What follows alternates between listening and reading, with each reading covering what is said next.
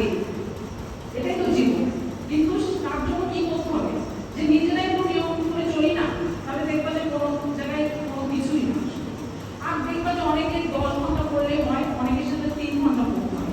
তো 10 ঘন্টা যে পড়ছেও তার কোনোভাবে যে ও তো কেন ঘুরে বেড়াচ্ছে, ও তো কি মনে লাগছে না, এটা কিন্তু কিছু না, এটা তো গড দিয়ে দিয়েছে।